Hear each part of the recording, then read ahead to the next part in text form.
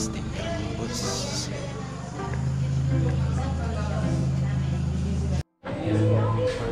Ang kailan mo kami nagkakaproblema ganito po yun. Explain ko po sa inyo kasi actually kung babasihan, auto-blind po kami. Yan na po yung order natin mga boss. Isang pork sisig at bulalo.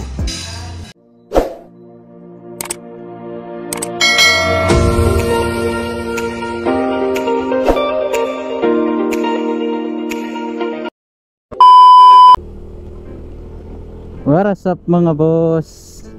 This is Ron TV. Back to ride na naman tayo ngayon mga boss. Kasi nga naka 1D off tayo ngayon mga boss. Magandang tanghali pala sa inyong lahat mga boss. Kumusta kayong lahat? For today's video mga boss is pupunta tayo ng Marquez Bulaluhan mga boss. Kasi balita ko napakasarap daw ng bulalo doon at saka yung sisig nila. Yun na nga mga boss, kanina pa sana tayo makarating. Kaso inabutan tayo ng ulan. Mabuti na lang may nasilungan tayo doon kanina. At shoutout pala kay kuya doon na nabigyan natin ng sticker. Habang naghihintay na tumila yung ulan, nagpintuhan na rin. Yun mga boss, malapit na tayo. 48 minutes na lang bago tayo makarating dun sa Marquez Bulaluhan mga boss. Kung kaya pa ng oras mga boss, diretso tayo ng Real Quezon. Kasi yun naman talaga yung plano ko mga boss na tayo. Pagkatapos natin kumain dun sa Marquez Bulaluhan, diretso tayo dun sa Real Quezon. Iwan ko lang kung kakayanin ng oras. Sigurado talaga to na gabi na tayo makauwi nito. At sa lahat pala ng mga solid supporters natin mga boss, shoutout sa inyong lahat. Hindi ko na kayo maisa-isa mga boss. Yun lang, shoutout ko na kayong lahat.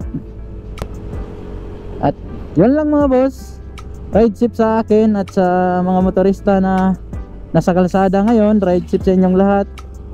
Ingat-ingat kayo mga boss, mas lalo na maulan, madulas ang kalsada. Pero dito parang hindi ata umulan dito. Okay dito mga boss, walang ulan. Doon talaga sa bandang Morong kanina, grabe ang lakas ng ulan. Ganda ng kalsada dito mga boss walang lubak. Nadaanan ko na to dati mga boss nung pumunta tayo ng saan ba tayo nun? Yung kilometer 90 ata yun pinuntahan natin. Dito rin tayo pinadaan ni Wiz nun. At ngayon nadaanan naman natin ulit. Papunta tayo ng Marquez Bulaluhan. Akala ko talaga mga boss hindi umuulan ngayon kasi nga kaninang umaga napakaganda ng panahon. Walang talagang as in malinis na malinis yung kalangitan. Walang ulap. Sobrang init. Ngayon naggulat na lang ako, bigla na lang dumidilim yung kalangitan. Ayun, bumuhos talaga yung ulan. Mabuti na lang hindi rin nagtagal, mga kalahating oras lang din ata yun mga boss. Paghihintay ko. Unli-twistis talaga yung daanan dito mga boss.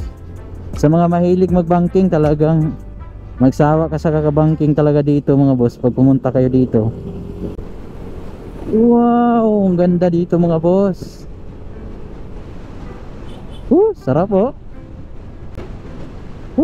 sulit naman kahit naabutan tayo ng ulan. Napakasarap ng ambience dito mga boss. Tsaka napaka-presko ng hangin. Mas lalo na naka-imprint custom tayo na jersey mga boss. Shout out pala sa imprint custom. Maraming salamat sa napakagandang jersey natin mga boss. Yan, napaka-solid talaga ng imprint custom mga boss. Presko talaga yung mga jersey nila at saka yung t-shirt nila. Hindi uso helmet dito mga boss Sa bagay, naman talaga dito, hindi na part ng NCR. Kumbaga madalang lang yung checkpoint dito, kaya Hindi na nag-helmet yung mga tao dito. At saka hindi naman din ata sila lalayo. Dito lang yan sila. Basta probinsya, ganun talaga mga boss.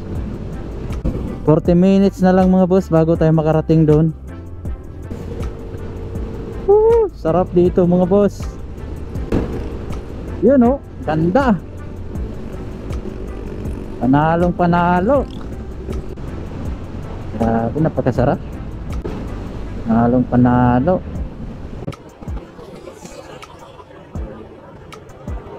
Oh, tumig ko, walang signal. Oh, tumig ko, walang signal. Iba talaga si Manong. Kung itira man sana yung signal light niya, sana nag-signal siya sa kamay, no? Yung delikado pag ganun mga boss. Biglang di ko, walang signal. Bulaga ka nun eh. Kasi siyempre ikaw nasa likuran, di mo in-expect na bigla pa naliliko yung nasa unahan mo. Paano pag nakabuylo yung takbo mo? Nako, kayari. Wow, grabe, ang ganda mga boss. Tingnan nyo mga boss, oh. Yung nakikita ko mga boss, nakikita nyo ba? Napakaganda.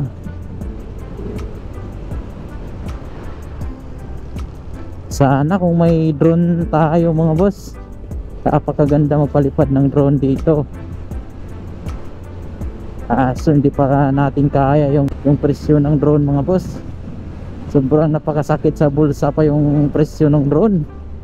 Ay mga mura naman, kaso low quality rin yung mga magagandang klaseng drone. Napakabigat talaga ng presyo. Dito mga boss, oh, napakaganda. Wow, ganda. Ganito lang yung nagpapa-enjoy sa akin mga boss. Pag di off ko, ito lang, rides lang. Imbis na matutulog dun sa bahay, tira rides ko na lang yan. Kagastos man tayo, at least talagang hindi mababayaran ng pira yung kasiyahan mga boss na naramdaman mo. Di naman talaga yung katawan yung nagpapahinga pag nagra-rides mga boss. Yung nagpapahinga dito yung ano mo, utak mo, peace of mind ba. Kasi ano naman, hindi yung puro ganun trabaho lang, kasawa din eh. Mas maganda yung maiba naman yung ano, ambience. Tripod ko pala mga boss, nakalimutan ko. Naalala ko, doon ako sa C6. Kaya ayaw ko nang balikan kasi medyo malayo-layo na rin eh. Mas lalo akong ma-short sa oras.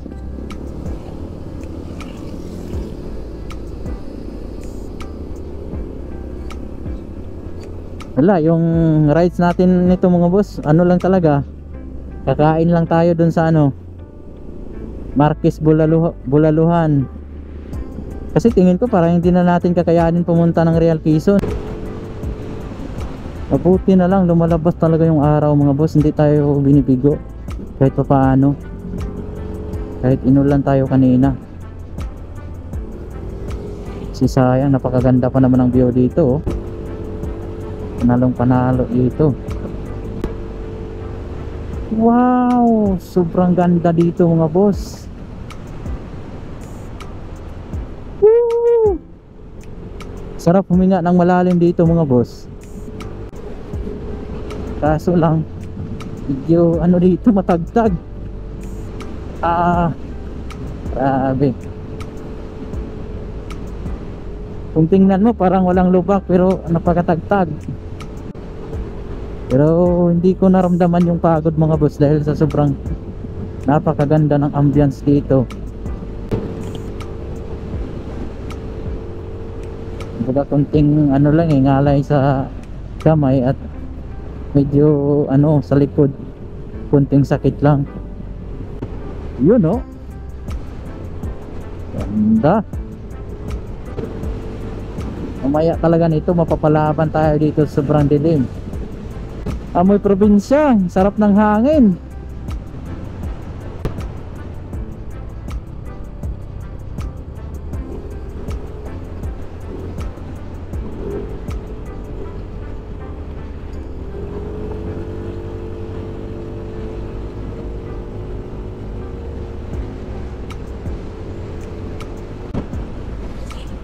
Yun, ganda dito, overlooking dito mga boss oh. Napakaganda. Pag umaga dito mga boss, grabe siguro yung pag dito. Halos wala kang makita dito. Hindi tayo maka-rides pag umaga dito eh, kasi nga wala tayong time na ganitong oras na. Pero mas okay tong ganito kasi wala, makikita mo talaga yung view kasi wala nang fog eh. Napakasarap. Ganda oh. Wow, grabe mga boss. Tingnan nyo mga boss oh, napakaganda. Wow, grabe ang ganda. Appreciate ko talaga yung mga ganito mga boss. Basta nature lover ka, napakaganda. Grabe. Sarap. Huwag lang biglang bumuhos yung ulan mga boss, kasi nga napakahirap ng ano dito, walang masilungan. Kaya sana pagbigyan tayo ng panahon. Ito sila oh, galing na yan sila doon mga boss. Yan, may mga OBR pa sila oh. Sana all. Tayo, solo tayo lagi mga boss. Wala pa tayong nandun sa malayo yung partner natin mga boss. At saka mukhang hindi din mahilig sa rides yun. Kaya lagi na talaga tayong solo. At least wala na rin tayong maabalang ibang tao. Kung hindi man sila nakaka-relate sa atin, hayaan na natin yun. Hindi na natin problema yun mga boss, di ba? Importante na masaya tayo sa ginagawa natin. Wow! Woo! Grabe! Napakalamig ng hangin dito mga boss.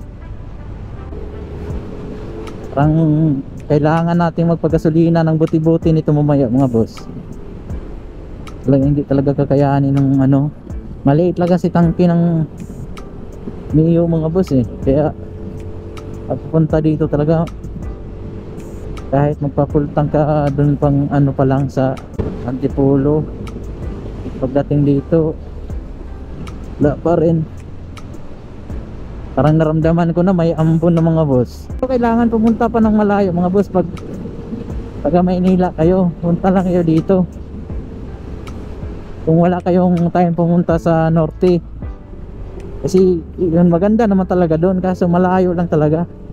Sa mga isang araw lang yung day off, wala, hindi talaga pwede. Kailangan pa mag-leave. Pero dito kayang kaya isang araw yung ano day off. So nga tanghali na umalis eh. Kaya yung ganito talaga, abuti ng ano hapon na. Okay lang, sanay naman tayo. Ay basa dito, dahan-dahan tayo. May ano ata dyan, kanal ba? Hihira na lang yung mga motor at sasakyan dito mga boss. Kaya pag gabi dito medyo may pagka-creepy mga boss. Pero may mga bahay-bahay naman din kahit paano. Ito mga boss, dito na to sa dulo ng Marilaki. Nadaanan ko to nung pumunta tayo ng KM90. Yun mga boss ha, paalala ko lang pag pumunta kayo dito, dandahan kayo banda dito. Nilagyan na nga ng signage na slow down kasi nga delikado, madulas, tsaka medyo makitid yung daan. May ano na mga boss oh, ginagawa na. Nung una pagpunta natin ng KM90 wala pa to eh, hindi pa to ginagawa. Delikado dito, may bangin. Yan, ginagawa na oh, nilagyan na nila ng ano, parang mosquito pa. Yan ko kung anong gagawin nila dyan mga boss. Yan, may mga signage na oh. Bago lang to na oh, umpisahan mga boss. Nakapagpa-picture na tayo dito dati mga boss. Tsaka dun sa unahan, dyan tayo kumain dati. Lapit na tayo sa ano, KM90. 15 minutes na lang oh, bago tayo makarating. Lapit na tayo dun sa ano, Arco, dun sa KM90.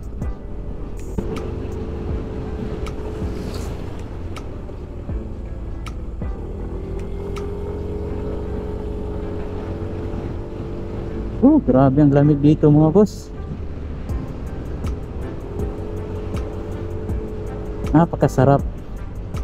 Lalo siguro pag gabi dito, grabe siguro yung lamig dito.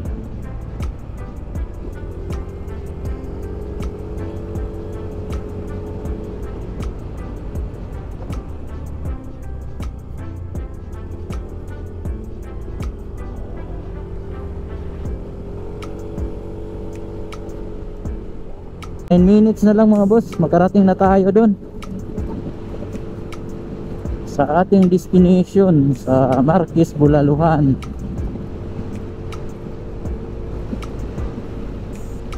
Wala, yun yung trip natin mga boss, kahit napakalayo tahan pa rin natin.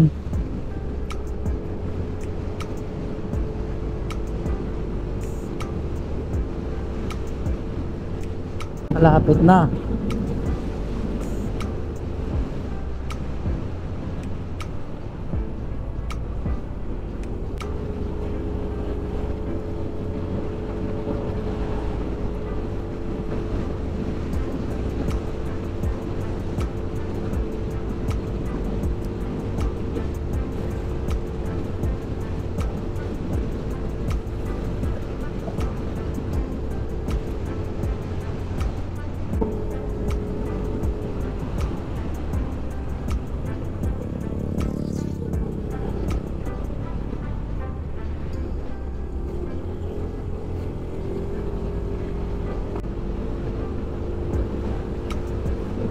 Sabado at Linggo dito mga boss, nako, grabe, pakaraming rider pupunta dito.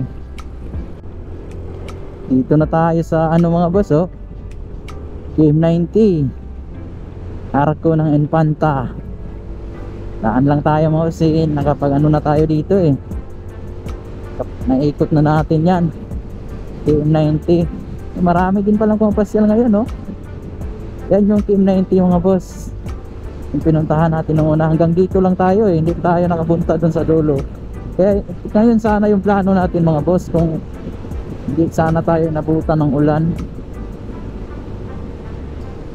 Kaso yun nga, alanganin na sa oras. Mahirap naman pag pupunta tayo ng Real Quezon na madilim na, wala din tayong makikita dun.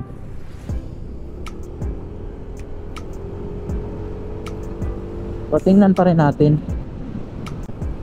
Kaso malapit na magkalahati yung gas natin. 4 minutes na lang, karating na tayo. Oh, ganda dito, oh. Ganda. First time ko dito mga boss, kasi nga ayun sabi ko, doon lang, hanggang doon lang ako sa kilometer 90.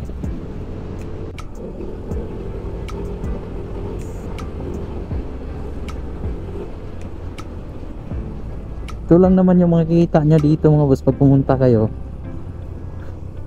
Talagang kahit malayo to, sisipagin ka talaga pumunta dito dahil sa sobrang ganda ng view. Ano kayang purpose niyan mga boss, na may nilagay silang ano, parang net na kulay green? Ganun, alam ko anong purpose ba't nilagyan ng ganyan. Yan na, malapit na tayo. Sa unahan na lang. Karating na tayo. Lamig. Eh, hindi yan. Dito mga boss. Ayun mga boss, dito na tayo mga boss. Napakadami pala yung ano, dikitan ng sticker mga boss, oh. Yun, dito na tayo.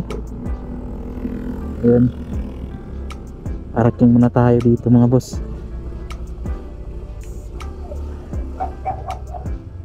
A few moments later.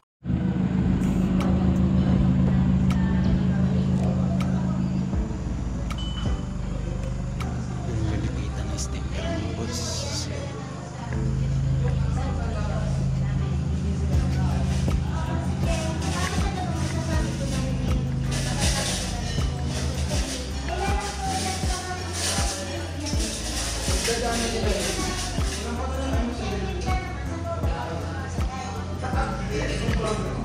bulalo at saka sisig.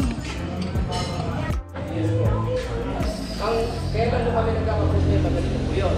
Explain ko po sa inyo. Actually, kung babasehan, auto-blind po kami. Kasi ito ay kanta. Pero Much later. Yan na po yung order natin mga boss. Isang pork sisig at bulalo. Yan, kain na po tayo.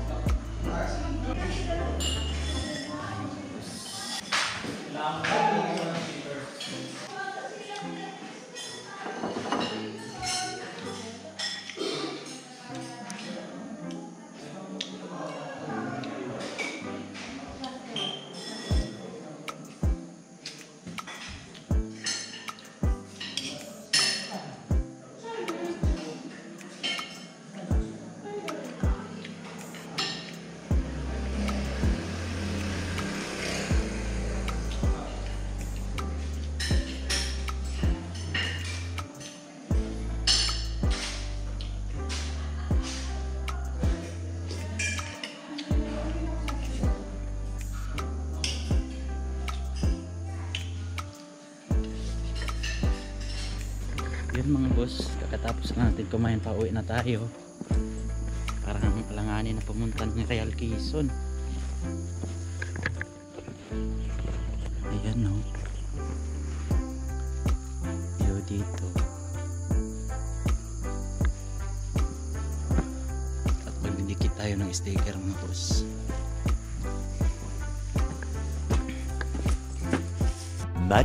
Much later.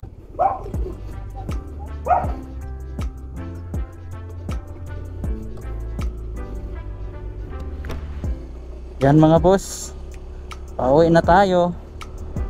Solid na solid mga boss.